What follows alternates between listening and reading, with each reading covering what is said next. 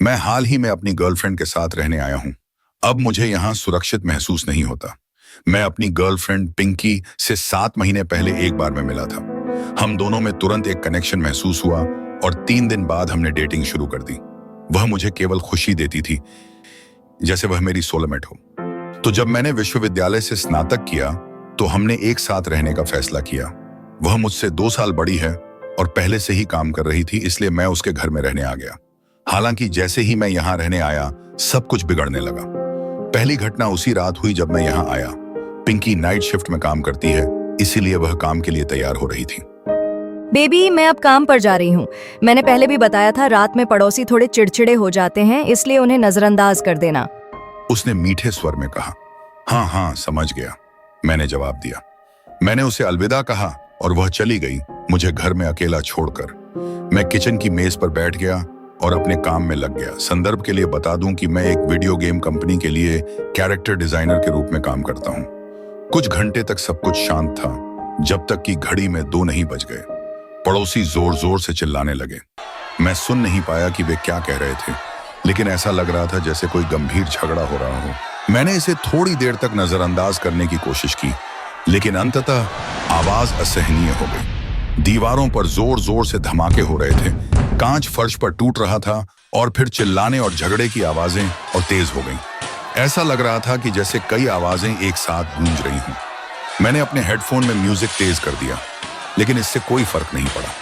अंततः मैं इसे और बर्दाश्त नहीं कर सका, इसलिए मैंने काम छोड़ दिया और सोने चला गया। अगला दिन तेजी से बीत गया। मैंने पिंकी को पड़ोसियों के बारे में नहीं बताया, क्योंकि यह सामान्य बात थी और मैं नहीं चाहता था कि उसे लगे कि मुझे इससे इतनी परेशानी हो रही है। आखिरकार यह उसका घर था। रात फिर से आ गई और मैं सोफे पर टीवी देख रहा था जब पड़ोसियों के झगड़े की आवाजें फिर से आने लगी। धमाके, कांच का टूटना, फर्नीचर फेंकने की आवाजें। आप सोचेंगे कि उनका घर एक WWE रिंग है। हे भगवान, मैंने खुद से कहा। अचानक मुझे दरवाजे पर जोर जोर से धमकाने की आवाजें आने लगी। उसके बाद एक खून जमा देने वाली चीख।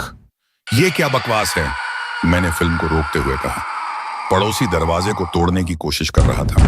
अब बस हो गया था। मैं उठकर उस दरवाजे की तरफ बढ़ा जहां से धमकाने और चिल्लाने की आवाजें आ रही थी। मैंने किचन की मेज से एक चाकू उठा लिया ताकि अगर वह आदमी दरवाजा तोड़ दे तो मैं अपनी सुरक्षा कर सकूं। शुक्र है कि दरवाजा बंद था। एहतियात के तौर पर मैं दरवाजे से सटकर खड़ा हो गया। हर एक धक्का मेरी पीठ पर महसूस हो रहा था। मेरा दिल जोर जोर से धड़क रहा था। मेरे हाथ कांप रहे थे। मुझे नहीं पता था कि क्या करना है। हो सकता है वह आदमी मुझे गंभीर रूप से चोट पहुंचा दे। मुझे ऐसा महसूस हो रहा था कि मानो सदियां बीत गई हों, जब तक कि वह आदमी, जैसा कि मैं समझता हूं, दरवाजे को धमकाना बंद नहीं कर देता। इसके साथ ही चीखें भी बंद हो गईं और सब कुछ शांत हो गया। ये क्या बकवास है, मैंने धीरे से कहा। मैं इन परिस्थितियों में रहने वाला नहीं था। मैंने तय किया कि जब पिंकी घर आएगी तो मैं उससे इस बारे में बात करूंगा। यह सोचकर मैंने सुनिश्चित किया कि सारे दरवाजे बंद हैं, खिड़कियां बंद हैं और फिर सोने चला गया। कुछ घंटे बाद सुबह 6 बजे मेरी गर्लफ्रेंड घर आ गई और मेरे बगल में बिस्तर पर लेट गई। उसने मुझे पीछे से गले लगाया और मेरी गर्दन पर एक किस किया, जिससे मेरी नींद टूट गई। सब कुछ कैसा रहा? उसने धीरे से पूछा। क्या पड़ोसी शोर कर रहे थे? मैंने करवट लेकर उसकी तरफ देखा, आंखें मलते हुए। क्या? पिंकी हंसी। पड़ोसियों के साथ सब कुछ कैसा रहा? मुझे अजीब लगा कि उसने आज यह पूछा, लेकिन कल नहीं। शायद मैं थका हुआ था। पड़ोसी ने अंदर घुसने की कोशिश की। मैंने कहा। वह कम से कम 2 मिनट तक दरवाजे पर धमकाता रहा, चिल्लाता रहा। मुझे लगा कि अब मेरा अंत आ गया है। सच में पिंकी, मुझे नहीं लगता कि यह घर हमारे लिए सुरक्षित है। जब तक दरवाजा बंद है तुम सुरक्षित रहोगे, उसने मीठी मुस्कान के साथ कहा। मैंने पिंकी की तरफ गंभीरता से देखा। सुनो, मैं इन परिस्थितियों में नहीं रह सकता, मैंने यथासंभव सौम्यता से कहा। मैंने कल रात इस घर में सुरक्षित महसूस नहीं किया। तुम मुझसे कह रही हो कि यह हर रात ऐसा होगा? पिंकी ने नीचे देखा। उसकी पलकें असहजता में झुक गईं। मुझे उसके लिए बुरा लगा, क्योंकि यह उसकी गलती नहीं थी, लेकिन हमें इस बारे में कुछ करना था। मैं हर रात अपने जीवन के लिए डर में नहीं जी सकता। मैं आज रात पड़ोसी को फोन करूंगी और देखूंगी कि क्या कुछ किया जा सकता है। उसने मुझे कसकर गले लगाया। ठीक है, मैंने मुस्कुराकर उसके माथे को चूमा। धन्यवाद बेबी। मुझे पता है कि यह तुम्हारी गलती नहीं है, लेकिन हर रात अपने ही घर में डर के साए में जीना असंभव है। अगली शाम पिंकी अपनी नाइट शिफ्ट के लिए चली गई। एक बार फिर मैं उसके घर में अकेला था। उसने 15 मिनट बाद मुझे मैसेज किया, यह बताते हुए कि समस्या हल हो गई है और आज रात बेहतर होना चाहिए। मैंने उसे धन्यवाद दिया और सोफे पर लेटकर आराम करने लगा। मैं फिल्म देखते देखते सो गया। गुस्से में मैं बिस्तर से उठा और फेस टू फेस बात करने के लिए तैयार हो गया। मैं आखिरकार इस समस्या की जड़ तक पहुंचने के लिए तैयार था। हालांकि जैसे ही मैं दरवाजे के करीब पहुंचा, मुझे कुछ अजीब लगा। मैंने आवाजों और धमाकों को पहले से कहीं ज्यादा करीब सुना, जैसे कि वे उसी घर में हो रहे हों। यह पहली बार था जब मैंने वास्तव में ध्यान दिया कि आवाजें कहां से आ रही हैं। अप्रत्याशित था, थोड़ा अजीब लेकिन अप्रत्याशित। आवाजों के स्रोत का पता लगाते हुए चीखें मुझे सामने के दरवाजे की ओर नहीं ले गईं और न ही पड़ोसियों के घर की ओर। वे मुझे बेसमेंट के दरवाजे की ओर ले गईं, जो घर का एकमात्र हिस्सा था जहां मैं अभी तक नहीं गया था। मेरा दिल तेजी से धड़कने लगा। यह मेरा वहम हो सकता है। आवाजें मेरी गर्लफ्रेंड के बेसमेंट से नहीं आ सकती।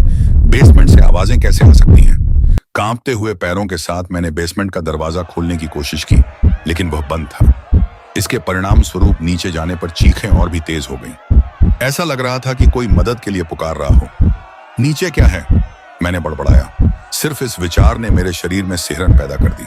शुक्र है या दुर्भाग्य से मेरे अंकल ने मुझे बचपन में लॉक खोलना सिखाया था, ताकि किसी खतरनाक स्थिति में मुझे यह काम आए।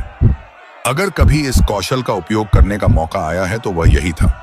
मैंने 2 पेपर क्लिप्स ली और उन्हें लॉक में घुमाना शुरू किया, लेकिन फिर भी लॉक नहीं खुला। मैंने घर के चारों ओर कुछ खोजा तब तक जब तक मुझे एक लोहे का सरिया नहीं मिल गया। अपनी पूरी ताकत का इस्तेमाल करते हुए मैंने दरवाजा खोल दिया। पीछे मुड़कर देखा, काश मैंने ऐसा नहीं किया होता। जैसे ही मैंने दरवाजा खोला, जोर जोर से कान फाड़ देने वाली चीखें मेरे कानों में गूंजने लगी। ऐसी चीखें जो आप केवल डरावनी फिल्मों में सुनते हैं। अपने कानों को ढंकते हुए मैंने नीचे जाने के लिए खुद को मजबूर किया। जो मैंने देखा वह भयावह था।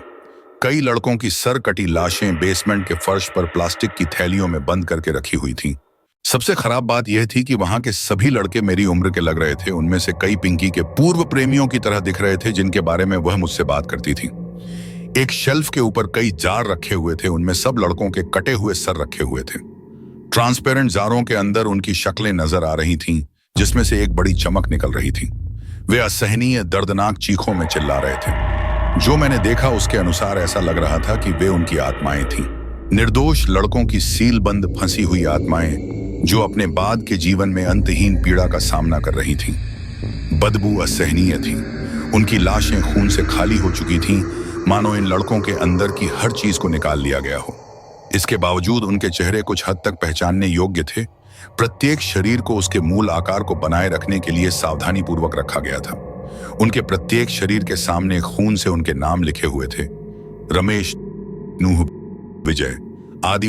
उनकी चीखें पास से तेज सांसों जैसी लग रही थीं। कमरे में चीखें इतनी लाउड थी कि मुझे चक्कर आने लगे थे। चीखें और तेज हो गईं, इसकी आवाज मेरे दिमाग में चीखने लगी। मेरा दिमाग सुन्न हो गया।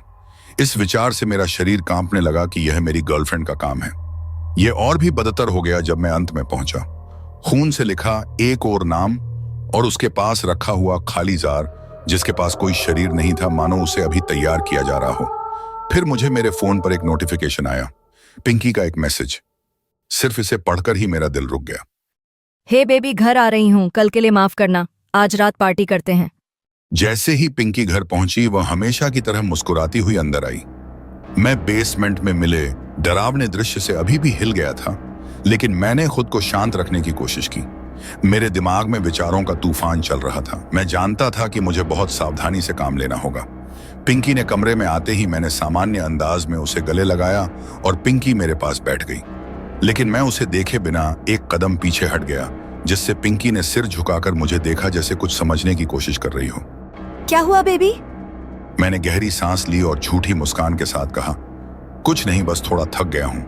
लेकिन मेरे मन में कुछ और ही चल रहा था। मैंने एक बहाना बनाया और बाथरूम में चला गया, जहां मैंने चुपचाप अपने फोन पर पुलिस को मैसेज किया, बेसमेंट में जो देखा था उसके बारे में बताते हुए। मैंने उन्हें जल्दी से आने के लिए कहा, लेकिन मैंने यह भी जान लिया कि मुझे पिंकी के साथ अभी भी सामान्य रहना होगा ताकि उसे कुछ संदिग्ध ना लगे। बाथरूम से वापस आने के बाद पिंकी ने मुझे खाने का सुझाव दिया और हम दोनों ने डिनर टेबल पर बैठकर खाना शुरू किया। लेकिन मेरी नजरें दरवाजे पर थीं, हर क्षण पुलिस के आने का इंतजार करते हुए। जब दरवाजे पर दस्तक हुई तो पिंकी के चेहरे पर एक हल्की मुस्कान आई, लेकिन मैं अच्छी तरह जानता था कि यह मुस्कान किस ओर इशारा कर रही थी और अब उसका सामना करना बाकी था। आपको मेरी यह कहानी कैसी लगी कमेंट करके बताएं।